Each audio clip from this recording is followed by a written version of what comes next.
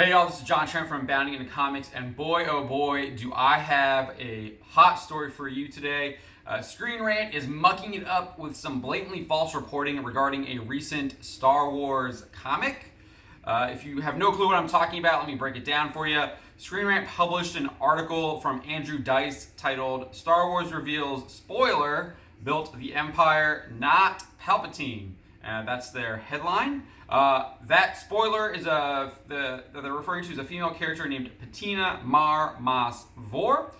Before I go any further, though, I do want to encourage everyone watching to hit that like button, and if you haven't already, please hit subscribe.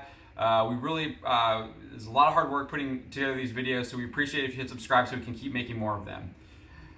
So let's get back to this. So this is an absolutely, completely misleading headline and is absolutely, completely false. It's false because not only from what is actually shown in the comic that they're making their argument from, but from everything we've already seen with Emperor Palpatine, especially during the prequel trilogy, where he was like originally a senator from Naboo, and then he became the Chancellor and ultimately the Emperor. This is the guy who literally was able to take control of an entire clone army, massacred the Jedi with Order 66, and began ruling the galaxy with an iron fist, with Darth Vader as an apprentice. He's the guy who commissioned the Death Star. He was the one who was orchestrated the construction of the clone army, including all of the Star Destroyers and everything that we see from the Empire. Emperor Palpatine is the guy who is behind all of this. We saw this in the prequel trilogy, and this comic doesn't do anything to refute that. In fact, the only thing refuting it is this absolutely garbage take from ScreenRant that tries to use this comic to push an agenda, which is just absolute garbage. So let's actually get into how ScreenRant justifies their headline with this new female character who they claim built the Empire. So they point to this Senator Patina's own words and the program she set in place. This program is called the Coalition for Progress, and part of that is the 3 guiding tenets of Imperial outreach. She puts this program into place after she inherits the position from her husband. She becomes a senator in the Imperial Senate, and you know what happened to the Imperial Senate, but we'll get back to that in a bit. So the basic outline of these the 3 guiding tenets of Imperial outreach is that the Empire will kind of collude with the criminal underworld, gin up a threat that has locals requesting the Empire's assistance to deal with them. Once they request this assistance, the Empire is able to set up a garrison, an occupying force on that planet. And then once they have the garrison there and that occupying force there, they then show that they clean it up. They get rid of that crime. They bring order to the system. They allow prosperity to kind of come back. And the people are grateful for it. And then their third tenet is that they shed a tear, or they have crocodile tears for planets who refuse to request the Empire's aid. And you just kind of mourn, or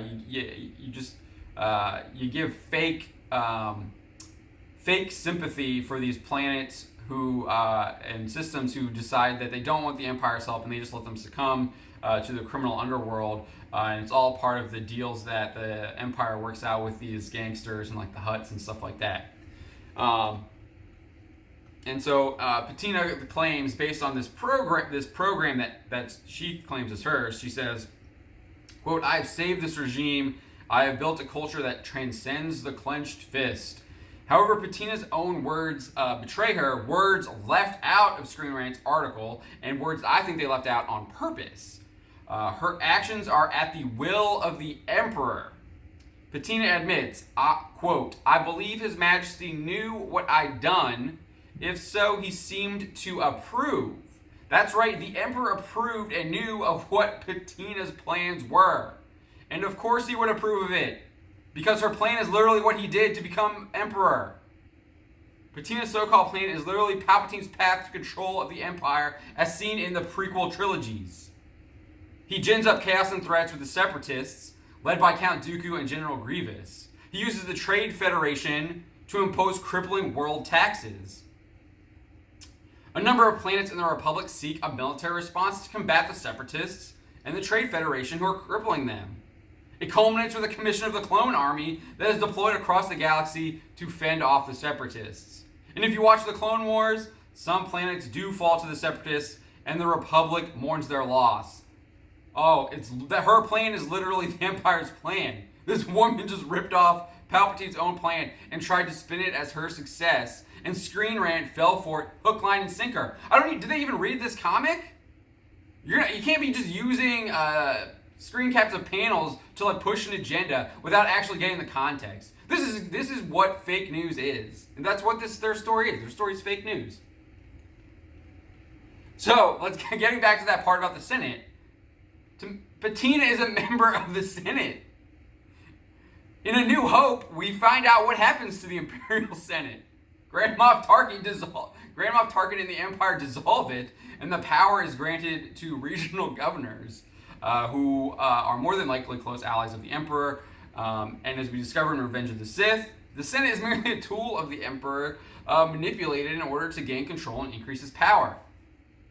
And we do find out those regional governors are allies of the Emperor. We see that in Star Wars Rebels, especially when you're looking at those who are controlling Lothal.